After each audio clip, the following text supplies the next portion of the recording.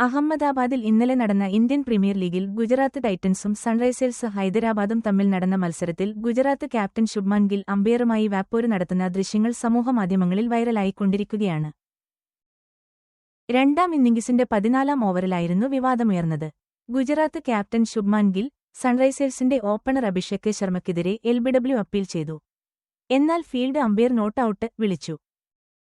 ഗിൽ ഉടൻതന്നെ ഡിആർഎസ് ആവശ്യപ്പെട്ടു. Review third അമ്പയറിലേക്ക് പോയപ്പോൾ ബോൾ ട്രാക്കിംഗ് അനുസരിച്ച് പന്ത് ലെഗ് സ്റ്റമ്പിനെ ചെറുതായി സ്പർശിച്ചതായി കണ്ടു. എന്നാൽ തീരുമാനം അമ്പയറുടെ കോളായി വിധിച്ചു.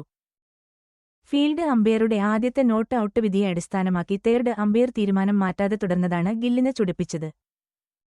അദ്ദേഹം ഫീൽഡ് അമ്പയറോട് പ്രതിഷേധിക്കുകയും അതൃപ്തിയോട് സംസാരിക്കുകയും ചെയ്തു. ഗില്ലിന്റെ അതൃപ്തി പ്രകടനങ്ങൾ സ്റ്റംപ് മൈക്കും ക്യാമറകളും വ്യക്തമായി പകർത്തിയെടുത്തു. ഗില്ലിനെ കാര്യം പറഞ്ഞു സമാധാനിപ്പിക്കാൻ അഭിഷേക് ശർമ്മയും ശ്രമിച്ചതോടെ ഈ സംഭവം കൂടുതൽ ശ്രദ്ധ നേടുകയും ചെയ്തു. ഈ മത്സരത്തിൽ ഗുജറാത്ത് 38 റൺസിന് സൺറൈസേഴ്സിനെ തോൽപ്പിച്ചു. ഈ വീഡിയോ ഇഷ്ടപ്പെട്ടാൽ ലൈക്ക് ചെയ്യുക, ഷെയർ ചെയ്യുക. ഇതുപോലുള്ള വീഡിയോകൾക്കായി ചാനൽ സബ്സ്ക്രൈബ് ചെയ്യുക.